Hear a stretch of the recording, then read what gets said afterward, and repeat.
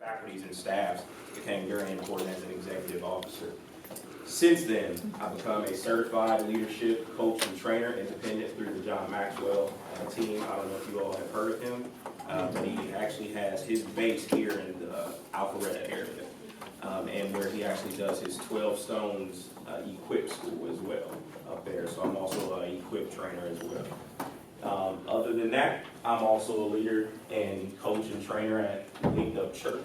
I'm over our small group programs and leadership development training of that program as well. So I'm passionate about leadership because I've seen it done wrong, I've seen it done right, and I've seen the effects on either side of it. So I'm excited today about teaching you all and giving you a little education about becoming a leader or becoming a person of influence. So let's get rolling. All right. Who recognizes that quote at the bottom of the screen? It is a willingness and desire to serve your community and your fellow man are just as important as academic pursuits. Who recognizes it? Anybody? Bueller? Bueller. All right, no one. This actually comes directly out of the 2020 vision plan for the university. We'll get more into that next week. So, John Maxwell actually says leadership is influence. Nothing more, nothing less. You can influence them to the good, influence to the bad. But at the end of the day, if you're not influencing the people that you're actually directly reporting to you, and they're not following you, and therefore you're just taking a walk. You got no one following you. So, simple. Again, influence is leadership. So, the goal of this training, better understand influence. I'm going to take you through what the bad parts look like and transition you through where you are potentially at the positional level, and then possibly strategically moving you up as management goes, or depending on where you sit in the university hierarchy. And then how to increase this influence. Again, I must put a caveat in there. This is an hour-and-a-half course, or some of you hoping less because you got things to do after this. So this is not the end-all, be-all. Leadership is development, and it's constant. So if you're not continually in a perpetual state of learning, you're just missing something. So just give you little drops in the bucket. Couple tools, couple things that you can take out of here and hopefully implement today. All right, who do you influence? So everyone in here, people managers, raise your hand. All right, good stuff. Who do you influence? All right, every single day you have the opportunity to influence your direct reports, whether they want you to or not. But those are the people that the university has entrusted to you, and therefore you have an obligation to grow them, to mold them into what you need them to be as a department, and then what the university needs them to be to complement the innovation and creativity level that drives this mission and getting towards that 2020 goal. How do you influence others? It matters. Are you the type of person that drags people along? Whether they want you to or not, you're going to get it done. I gave you a direct order. Military talking. You're going to do it my way. And you're going to do it whether you want to or not. Or are you this person? That's you. Oh, okay. I thought you were speaking up for yourself. I was speaking. Okay. All right. Intimidation. My way or the highway.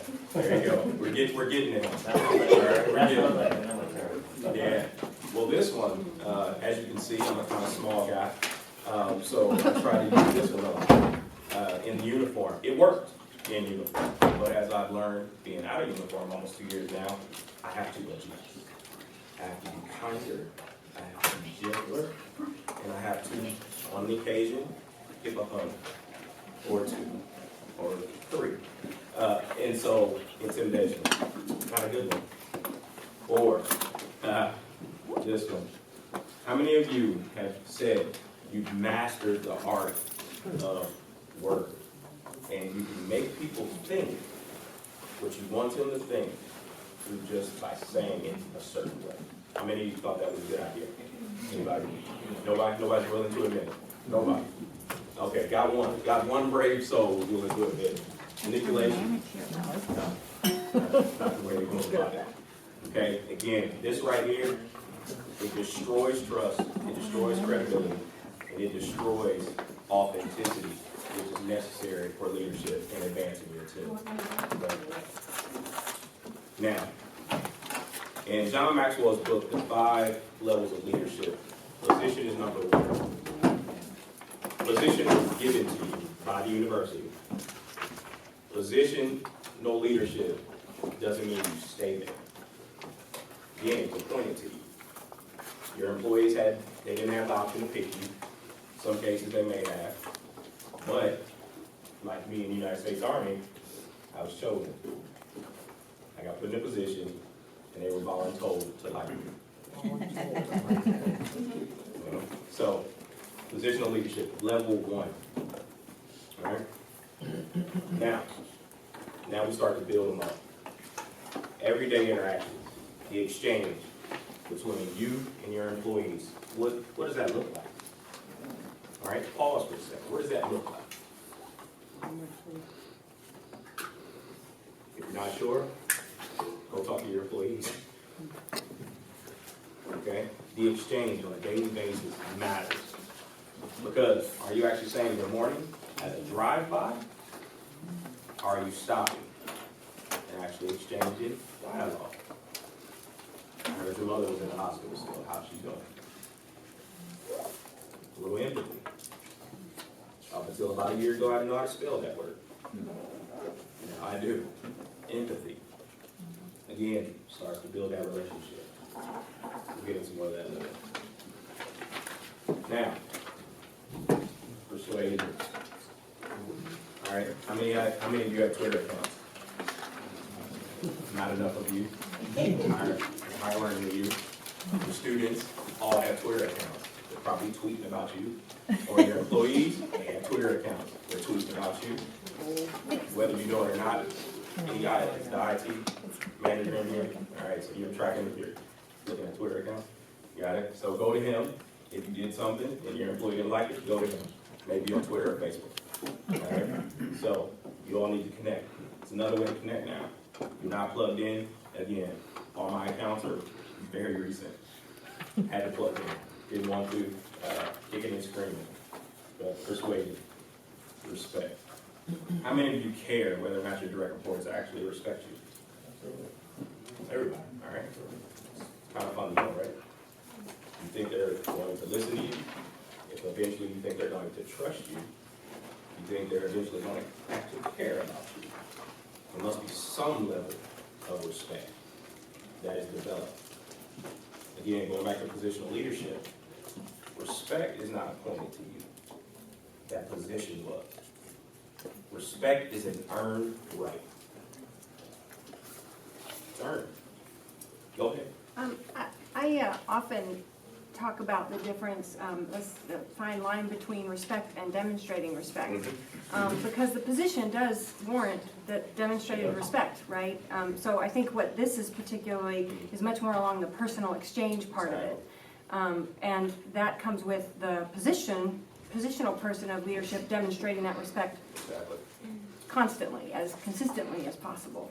We're all human, modeling. but Yeah, modeling good behavior. That's what you all aspire to do on an everyday basis. But again, the position, as she said, the position itself should garner a level of, I say, reverence, because it's kind of how I see myself, deity-esque sometimes. But it's a respect for the actual position. You earn the right to be there. You earn that promotion. You earn that title. So yes, but in this respect, it's very relational. And that, again, there's an exchange. I respect you as a professional. You therefore respect me in my position as your leader. And then, again, we build dialogue as time moves forward. All right. How many do I have to look? Okay. It's just not here at the university. It starts at home before you ever even get here. Because how many of you have ever had that horrible conversation at home and then you brought it to work with you? Anybody? Nobody's willing to admit it? I reserve ours for Tuesday evenings. Tuesday. There's no good TV on. Can't mess with me. So Tuesday's our day. All right? Netflix is all mine after that. And then I said, sorry for my sleep. All right? So pick a day. No, I'm just joking with you a little bit.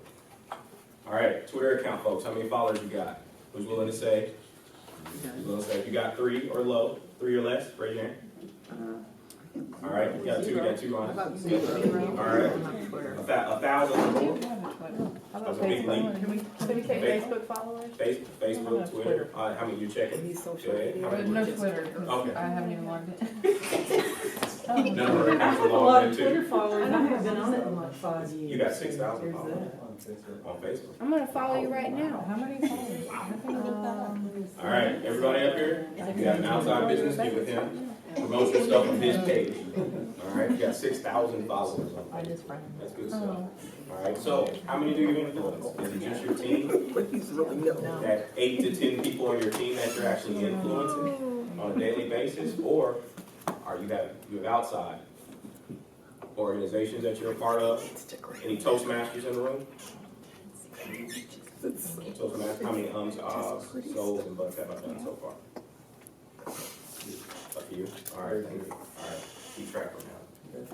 I'm messing with you, don't do it. Said stop a lot of souls and hands. But, see, I just did it.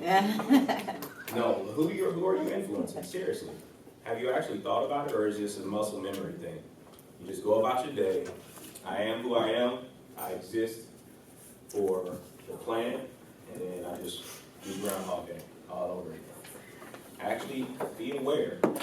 Be cognizant of the actual lives that you have responsibility over. Being a leader is a mantle of responsibility. Should not be taken lightly. Should not be.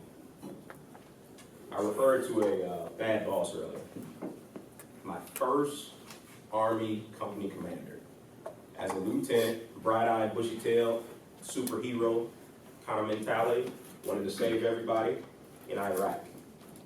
He was one of the most horrible bosses you could ever imagine. In a combat zone, he was bad. He thought he would pick up something, like they might die tomorrow, so I'm gonna be nice to people. Nah, he didn't care. He got his naps in, made sure he ate, went to the gym, he gained like 20 pounds of muscle while we were deployed, but he just did not know how to talk to people. So my 45 guys, I had to come up with an influence strategy. Well, who knew 6 months before that I was prepping that environment? I sat them down, kind of horseshoe style. Some of them sat Indian style as you did as a child. Those with bad knees couldn't do it anymore, so they just held onto their legs. And I said, I cannot deploy with followers. I need leaders. Who knows why? Anybody willing to take a stab at why? You can't just have followers. You could just be done like that and need somebody to take position, and also in one area, somebody else needs control in that area. Exactly. If one of the leaders fall, somebody has to step up. Exactly. 2 men hit the nail on the head. You gotta think about next man up. There's no time to flinch. No time to think about it. Everyone knows the mission. Everyone knows the goal. Everyone knows the end state. Do you have a succession plan on your team? You should lead every single day as if you're leading other leaders. Because this just shouldn't be reserved for you. It's for them too. Because ultimately, everyone's gonna move up. So why not be training your replacement? How novel of a concept. But when it gets real, life or death are in the balance. Starts hitting home for you. Who's my next? Who's my next guy? Does he know it? Does she know it? All right? Now, it's not a grave situation. Let me bring it back. Everyone's thinking, kind of somber. Let me help you back. here at Life University, where you are innovative, creative, raising tomorrow's future leaders in the industry. Who's your next one? Have you identified? Who's identified at least 2 to 3 prospects, high potential? Who's identified? Yeah. Single digit hands. And by the hands, guesstimating which generation you're in. If you haven't identified them, and you haven't started grooming them, you haven't started developing them, I know that course is coming, but start identifying them. They probably already told you, or they said something that would indicate that maybe do that. Okay? Just a little tidbit. All right. When do you influence? All right. Pretty well.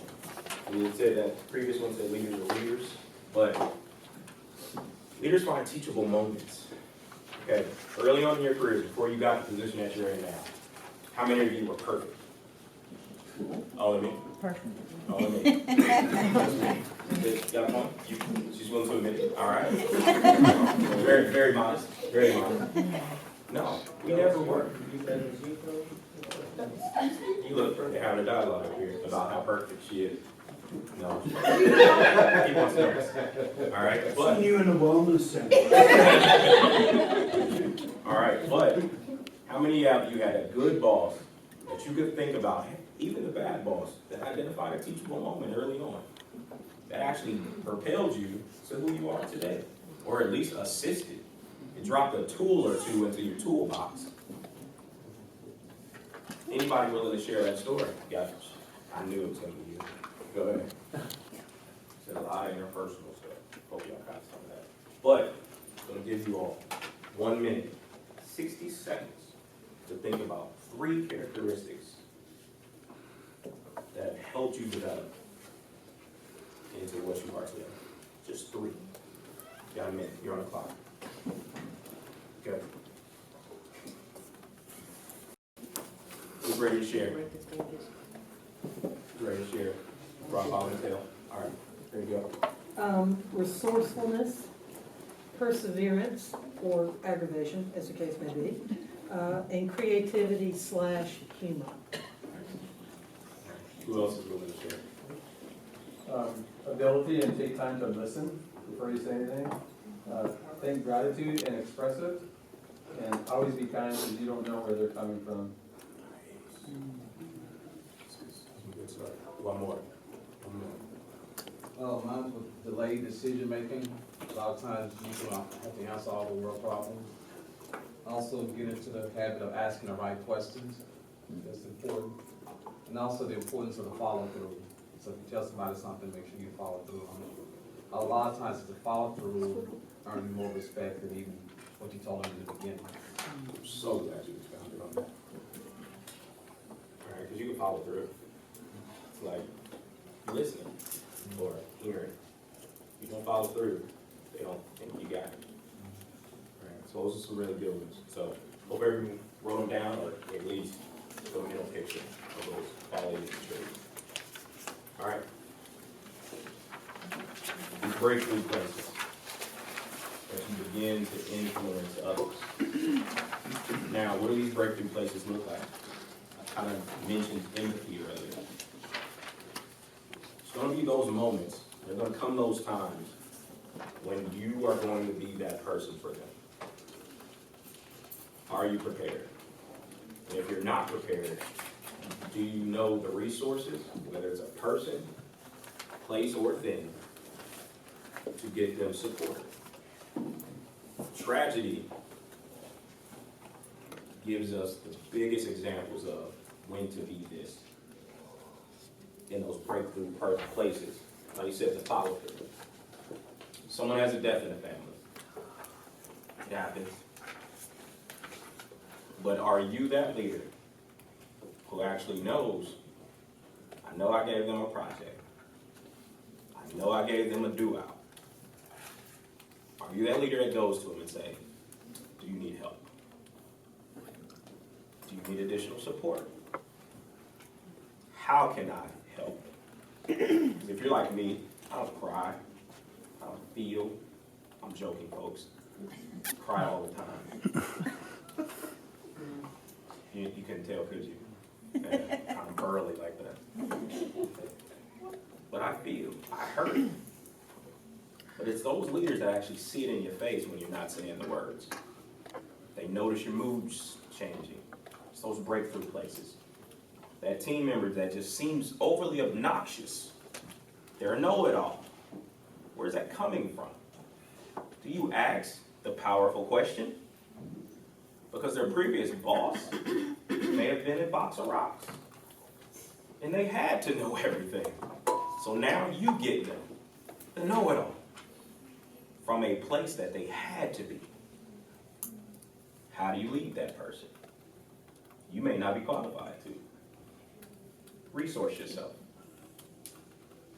Got all these peers in here that are other leaders. Some of them seem more than others. Leverage the leaders around you to get to these breakthrough places. Because again, you begin to build authenticity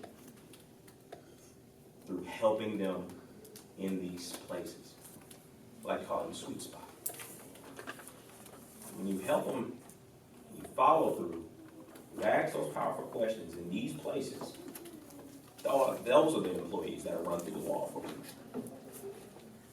Those will be the ones that you can release to champion for your department, for your team, and champion for themselves to begin to build an identity. Because again, it may be coming from a place where they've always been told they weren't smart enough. They just didn't get it quick enough. Again, knowing where your people are in their process. Those breakthrough places. Everybody tracking with me? Mm-hmm. All right. I like to say as a leader and a leadership trainer, I'm the catalyst for your perpetual change. It's heavy-handed, right? Very inspirational. Looks good on the back of a t-shirt too. But, what kind of catalyst are you? What gaps are you bridging? You need to be that. Okay? Who got told that in the interview process before you took your position? That you were going to have to be that person? Who told you? Nobody? All right, got one. Somebody was honest with her. You would have to be Superwoman. Got it. You got told you had to be Superwoman, wear a cape. All right. I have my t-shirt on over here. I wear it all the time. No. You have to be all things for everybody, whether you're qualified or not. But again, don't do it alone. You try to do it alone, failure awaits you.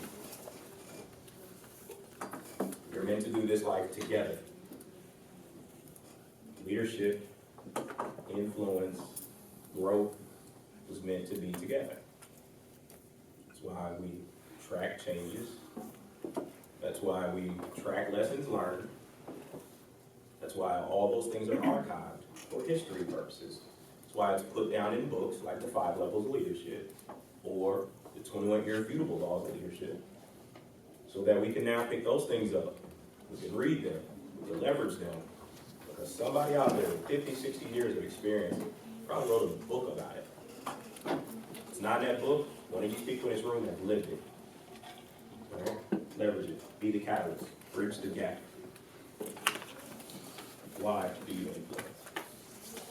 Okay, that trust word. Pesky, pesky word.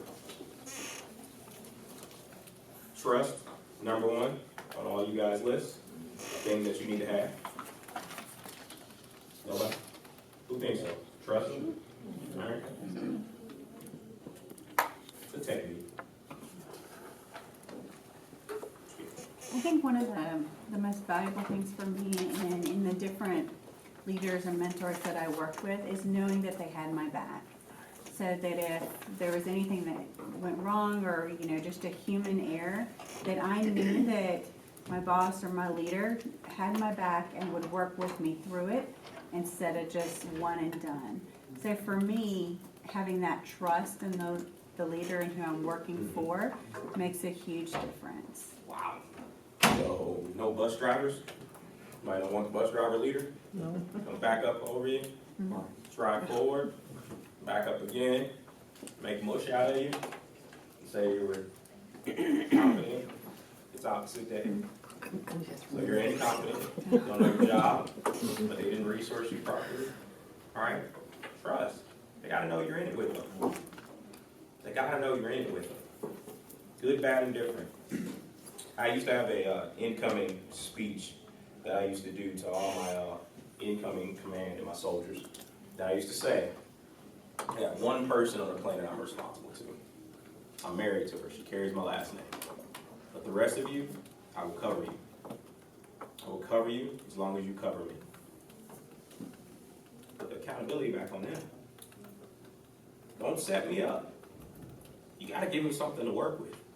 If you say you've done your job, if you say you've done what you're supposed to do every single day, got your back. But the moment you fall off that cliff, I'm not falling with you. Because integrity for me, you're getting to that in the 10 ways, but integrity for me can't compromise. And again, to me, it goes hand in hand with trust. Lack of integrity, not even knowledge whether I can trust you or not. It's a written rule for me. Where do you influence? Okay, back to all those likes, back to all those followers, who are you influencing? Where are you doing it at? Are you just doing it here? Okay, so the Army, love them to death. They kind of got this all wrong.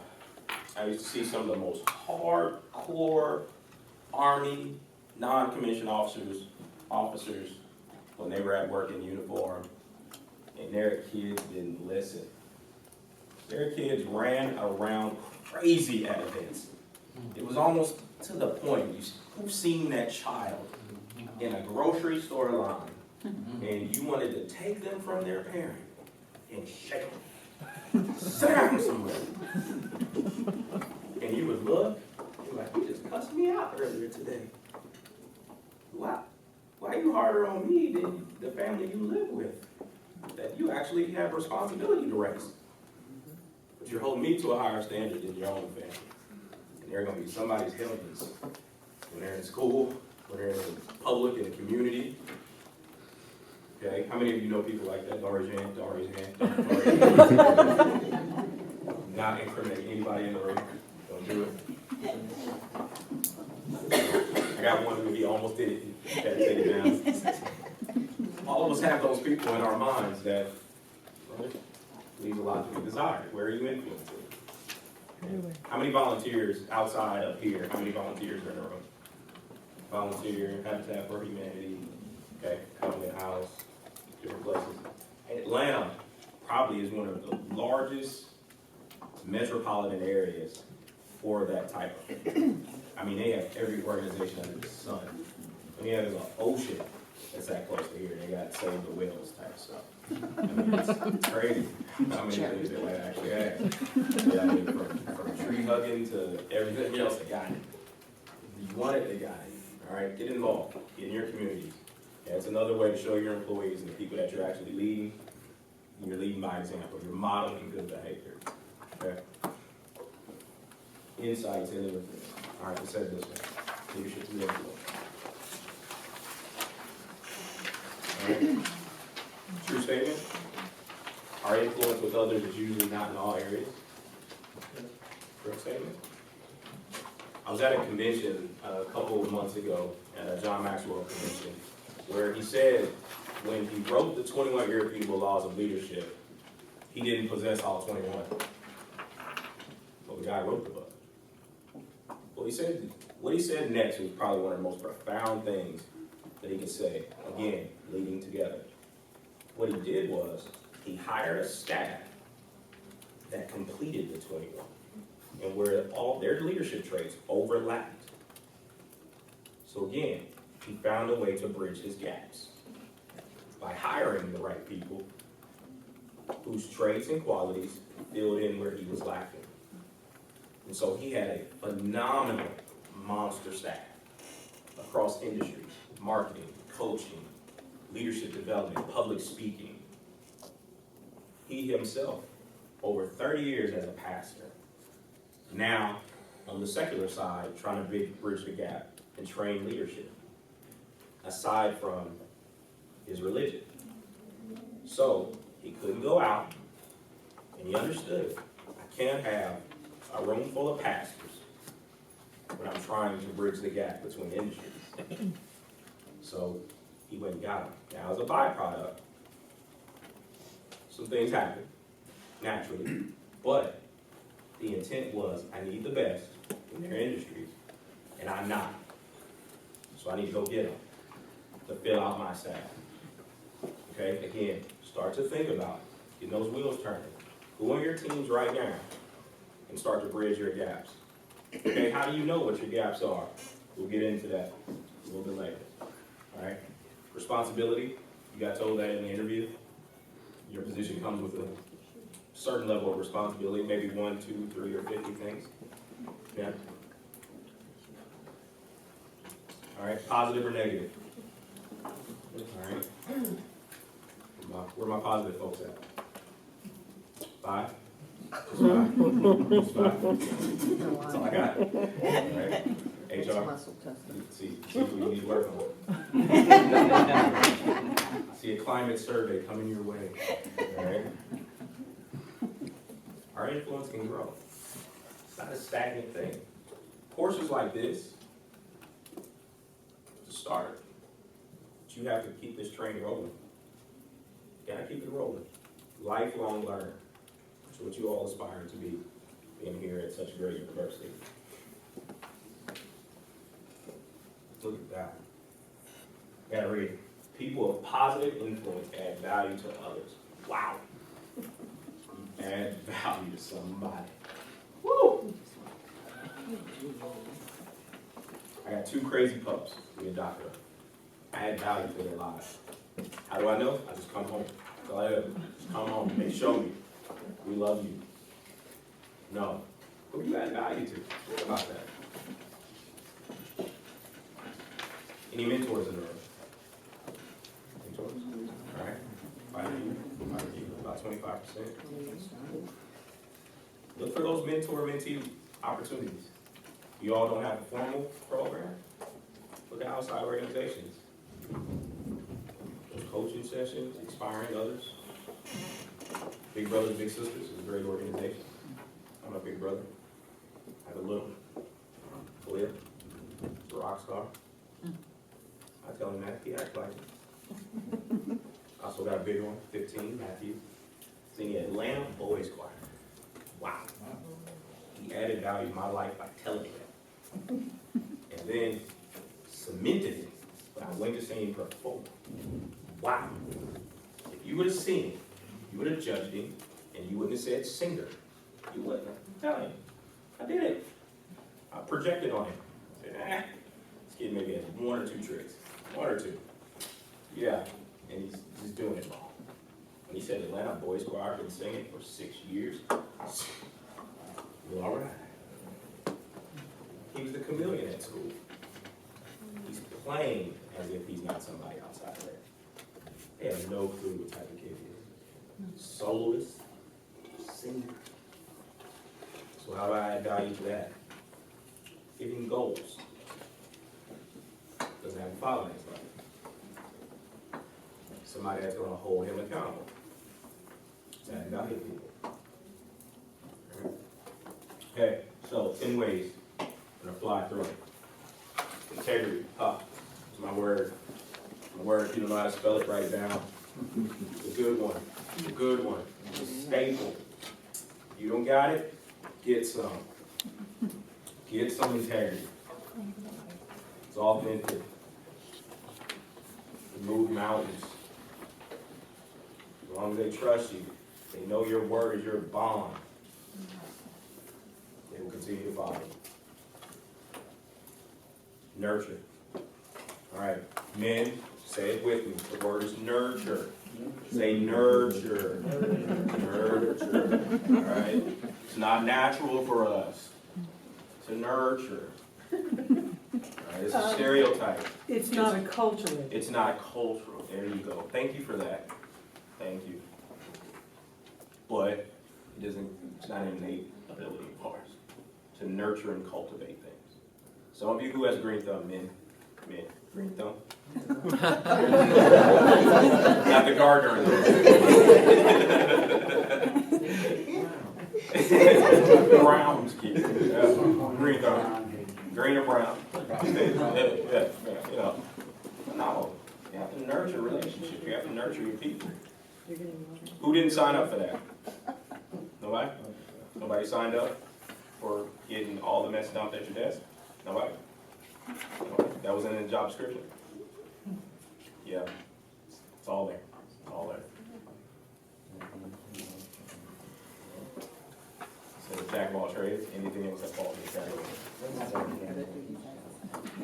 So faith. Do your people have faith in your ability to lead them into the future? Do you have faith in their ability to do their job? Who in here says no to a couple employees? Don't raise your hands. You hired them. No, we didn't. You were, somebody heard it. We're getting emotional. I hit one. That's what I'm talking about. So, hey, take notes on this one. Hey, Jones, you got to build up faith. You got to build up trust. Release some power to them. No.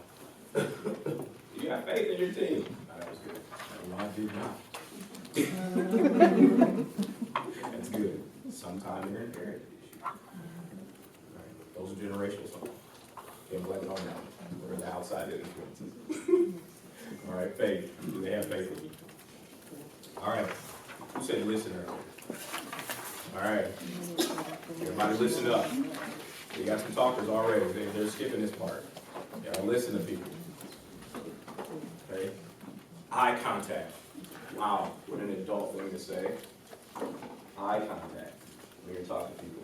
So some of you have all been being a little uncomfortable as I look around the room. It's okay. Like eye contact.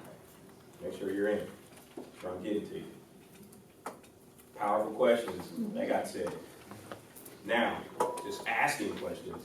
It's okay. Asking the right questions is the keys to the city. So, those are going to look different for each individual employee. Do not lump them into one category. Everyone processes information differently. Okay, so ask those questions. Where are my married folks in here? All right, look at that one real close. Especially if you're white. Look at that one real close. Husbands, you with me? Husbands, you with me? All right, you with me? All right. Don't interrupt. No. I'm messing. When you're talking to your employees or anybody else, get it out. Let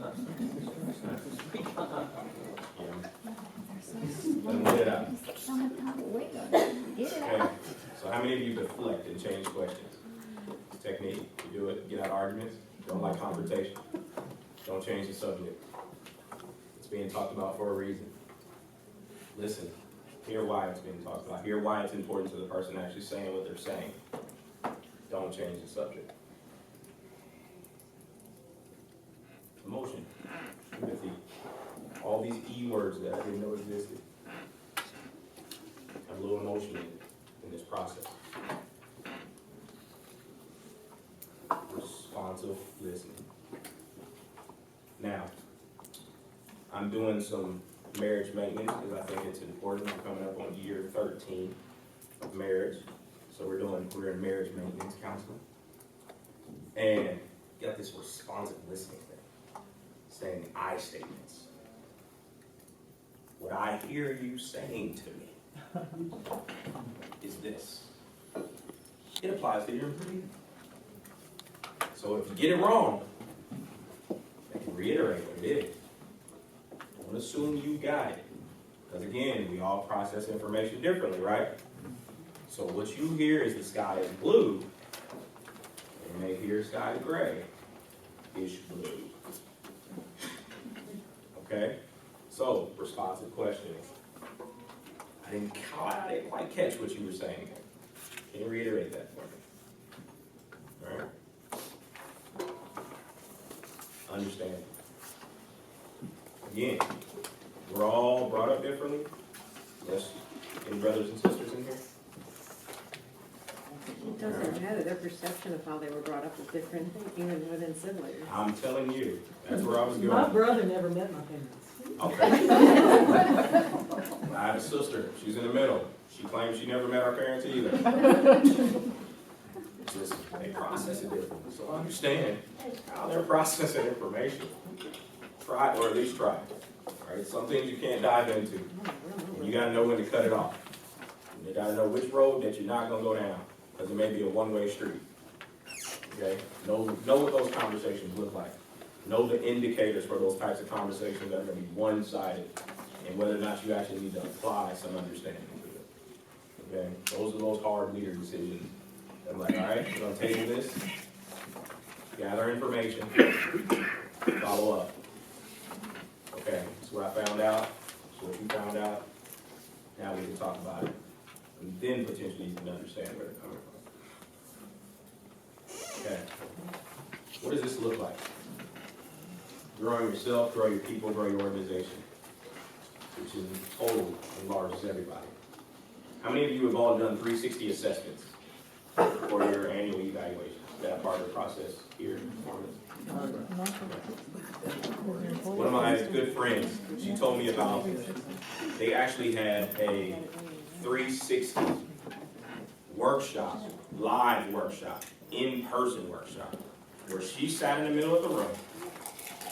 She had 2 layers of employees, and it was rapid fire.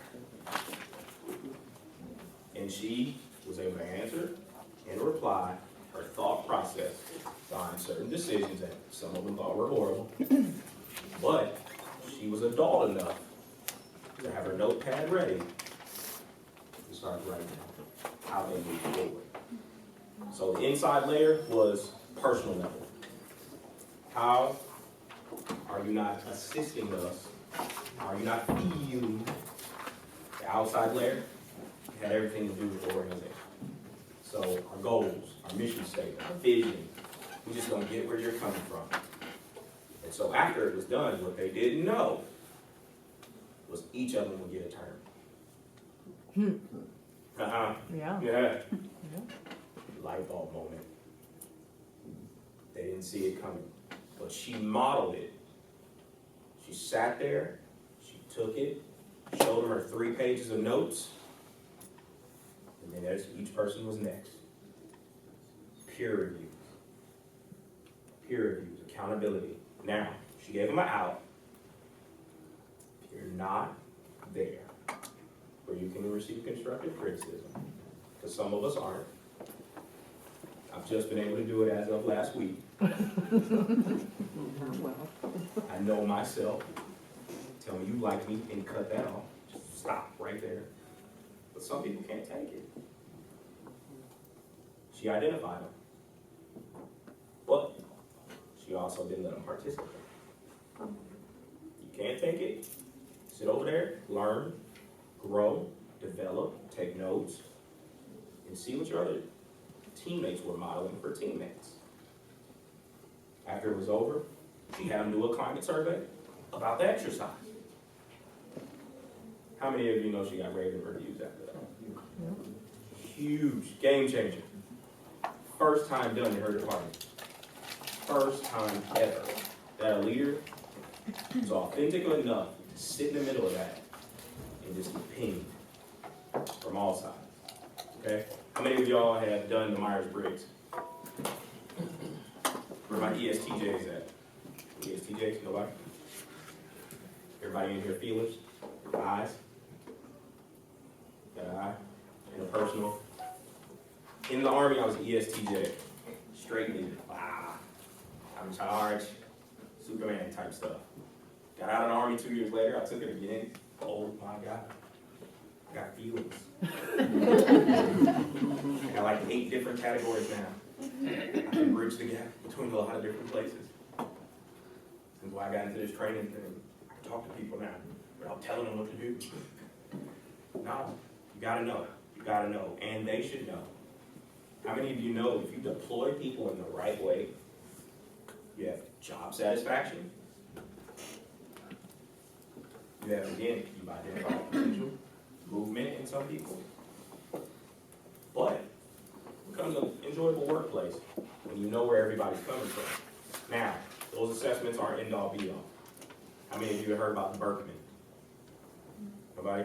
The Berkman is an exhaustive version of the Myers-Briggs. It's on steroids. You get a book after your assessment, and they actually have Berkman translators. They'll sit you down and say, this is your Bible of who you are. I was a really deep person, apparently. I needed to be outdoors a lot, and I just needed people to do whatever I said.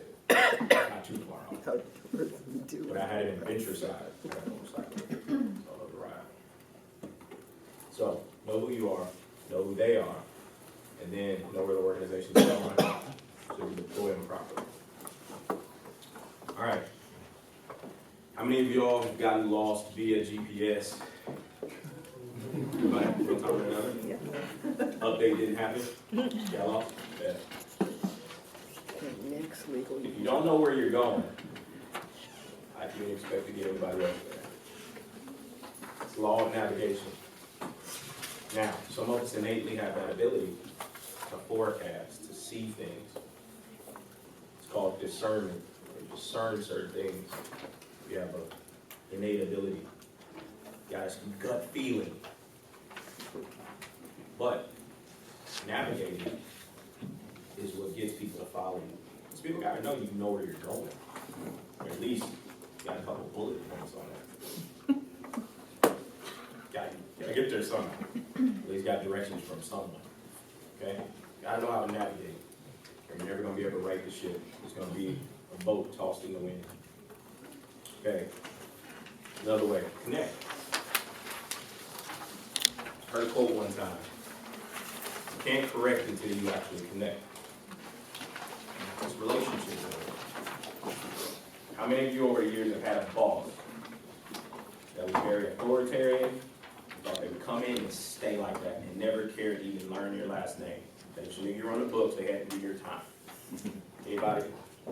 Didn't know your kid's name, your husband, your spouse's name, your dog's name, your cat's name, know anything about you. They put you out on PTO, didn't know why. You're in the hospital. Paid time off, got surgery, something. Oh, you've been gone. Great to see you back. God cared. Everybody else on the team knew, but you knew. Are you connecting to your people? Now, let me caveat this. Don't be nosy. Any nosies in here? Nosies? You willing to admit it? No way? Telling them away? Sure. Sure. You just have to know the employee, how far you can go, what they want to do. Some will tell you everything, and some are very close. You gotta know how to filter that stuff too. They will dump it. Okay, who's been dumped on? Anybody? Been dumped on? Everybody? Oh my gosh. Get a little uncomfortable sometimes. Yeah, you gotta connect at some point. Okay. All right. Empowerment.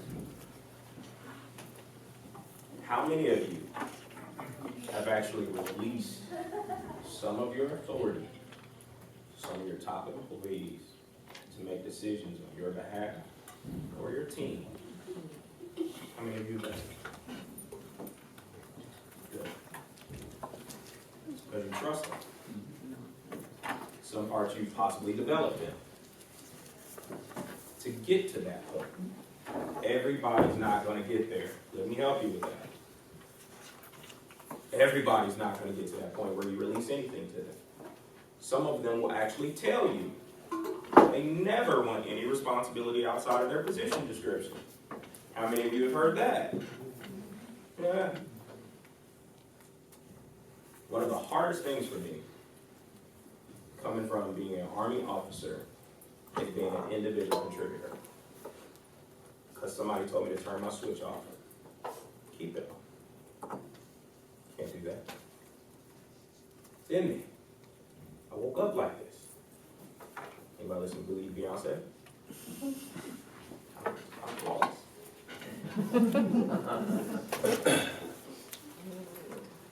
You empower others to do more and be more.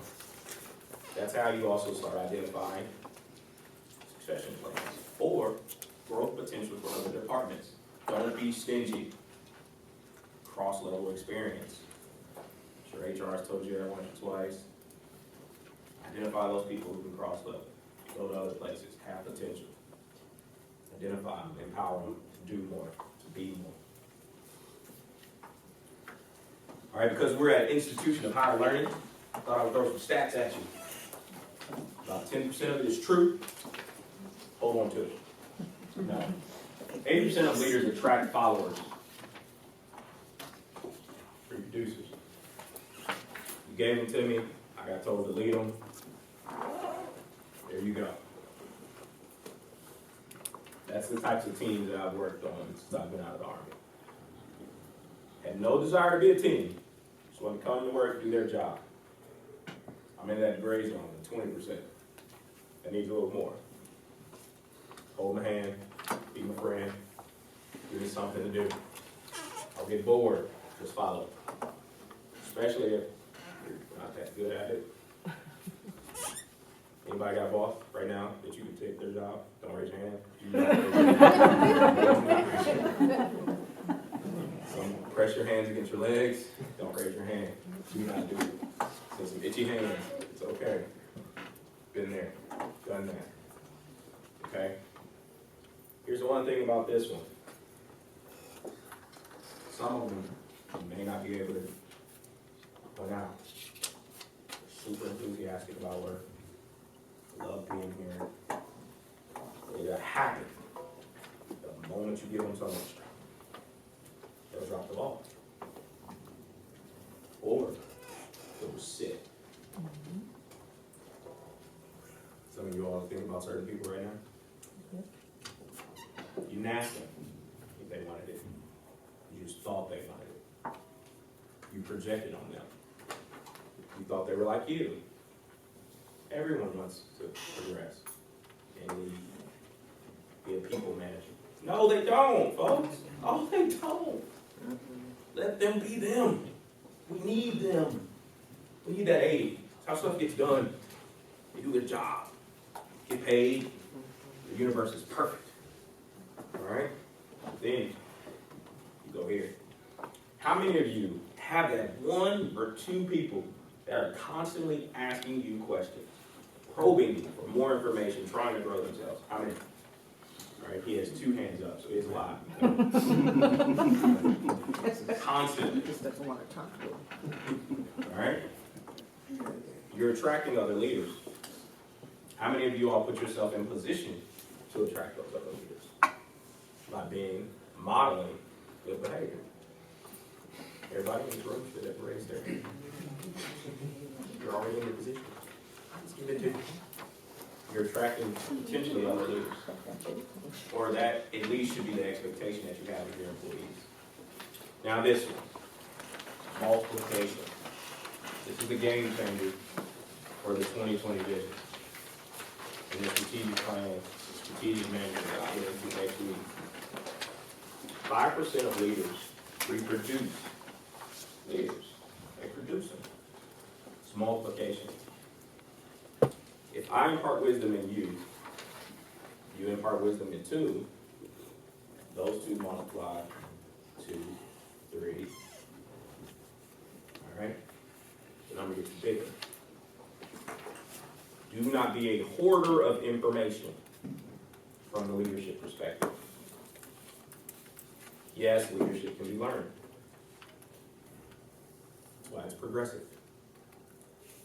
You can't stop at your first workshop, your first certification, your first degree. It has to be constantly moving and getting better. How many of y'all identify some folks in your head right now that you've been summoned into? Anybody? I didn't hear the last thing you said.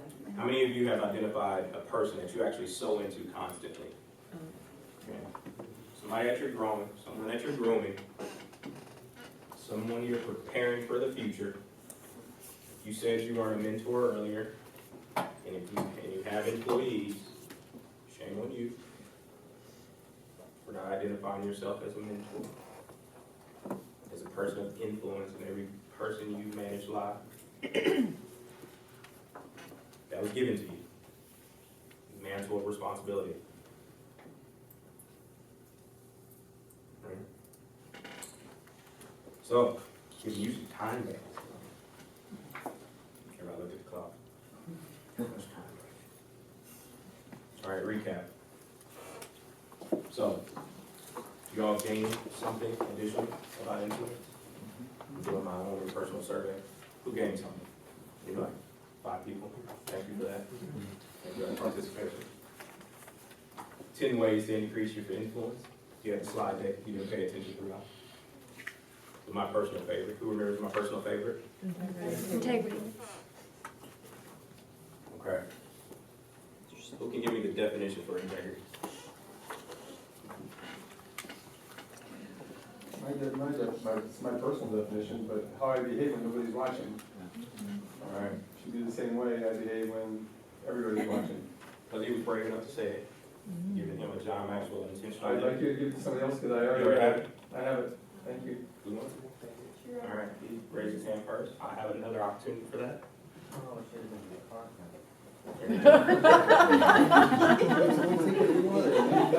That Intentional Living book is one of John Maxwell's latest books.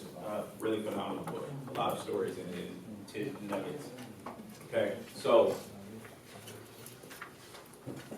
how do you influence others? Who's willing to give examples of how you're going to influence others once you leave there? You know, I think one of the things, this was a really good session. I really enjoyed it. And I think one of the things that I have really taken out of it is the mentor role and setting expectations too. So I work with a lot of students and mentoring them through the research process. But I never thought about setting it up as from an expectation process. So they need to know what I expect from them, and then also what they should expect from me. So, and taking these leadership principles and then applying them to my role as a mentor with these students and going through the research. Because in reality, it's actually bigger than just advising them on how to do a research project. So especially as students who are going to be future chiropractors, I need to help them become leaders in the field as well as just doing a research project. So for me, that was really good, and I appreciated your insight. Thank you for that. I was self-indulging, and she gets the book. Here you go. Appreciate it. All right. Putting principles into action. She just modeled that, learned it, how she's going to implement it. We got some takeaways, some actionable items. Anyone? Some takeaways? Things you put in action, whether it be assessment, whether it be anything like that. Okay. Now, something that you all will see later in the fall is a course called Leaders Develop Leaders. Okay. So, this is you training, developing, and empowering you, the person to fill your seat. Person to fill everyone's seat. It's all about succession, performance management, growing people, developing people. That course is coming. All right. So, who knows and has seen a quote at the bottom? Everybody should raise their hands. It's in red. The only thing I didn't do was stomp my foot. This belongs to you all. Yeah. It belongs to you all. Part of your life. With no expectation of return. No expectation of return. Alright, this is from you all's 2020 vision. Go to the website, nice document that's out there for your reading. Alright, to know where you all are going. So, questions? Comments? Would you suggest, or maybe you can give some insight, in terms of how do you develop the leadership succession inventory, or how would you go about that process, institutional-wide? Institution-wide? Yeah, if there's not one in place. Again, at first you have to actually have a funnel of potential. And so basically that looks like from where you sit. So if you haven't been developing anybody, you have a funnel. So you gotta start identifying and targeting those people to be that succession plan. Or what your candidate will look like from your recruiting perspective with HR. What's out there? What are we doing as a part of the 2020 vision to identify not only student growth, but employee growth, and how people will be backfilled, and what do those programs already look like? So I would first engage with HR to see, because they more than likely already have a program in place to identify those high potentials, and it's coming through performance evaluation, and they're potentially filling a funnel with potential candidates already. From a leadership perspective, identifying those ones early that can be in a mentor program, or identifying themselves early by saying, I want to be next, and then vetting that process with development, improvement, and coaching and mentoring. Okay. Next question. Hello, my question revolves around empowerment and connecting through communication.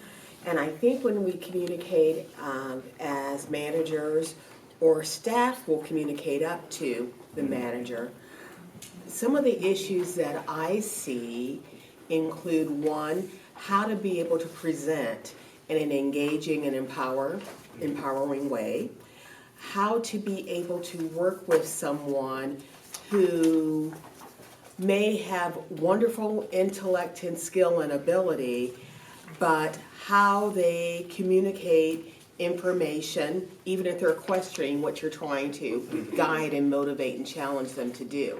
So one of my questions really revolves around, as managers, it's almost like we have to have a variety of communication styles, encouragement skills, empowerment skills with 15, maybe 12 to 15 different people.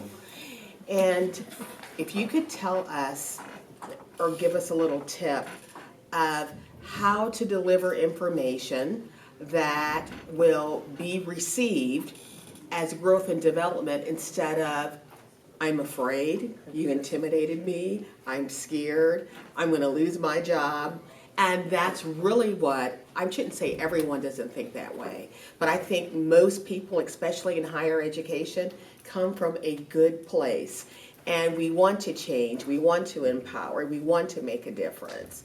So communication and how it's delivered and received, that's an area that I look at certain people who I manage where some assistance would be something to ponder. Yeah. Shameless plug. I have a course I do, how to manage conflict and confrontation.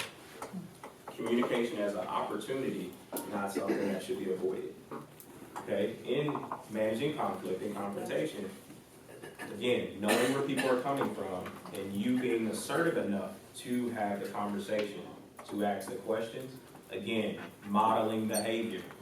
Modeling that you're talking to them from a learning place, not from a positional place. I'm telling you what to do, but I want to know from your perspective. Okay, again, a lot of times how conflict, how those underlying things develop in a team because nobody's willing to talk about it. Same thing with relationships. If you're not willing to talk about it, how do we get better? How do we work through it? Somebody has to be first. And because you're in the position, you always have to be first. Because you can't let things fester. Because when bad behavior, when bad things happen, and you let it fester, it erodes and corrodes your production. And then you start seeing adverse effects of that. And most of it is those nonverbal things. They're eating away at your team because nobody's willing to have that conversation. And it's from an assertive place. I said that E word earlier, having empathy, empathizing with people, having a little bit of humility. Goes a long way. Now, let me help you with something. Humility isn't thinking less of yourself, it's thinking of yourself less. Okay? So again, you're in that position as a humble servant leader, trying to get us down this road towards mission success. I hope I answered it. All right, there are courses out there. Fred Pryor gives a good one. John Maxwell gives a good one. And Lawrence Henderson gives a good one too. Any other questions? Any questions, concerns? All hearts and minds are clear. Ready to get the day started. Ready to attack it. What you got? Oh, you were exhaling. She's finally over. All right, thank you all.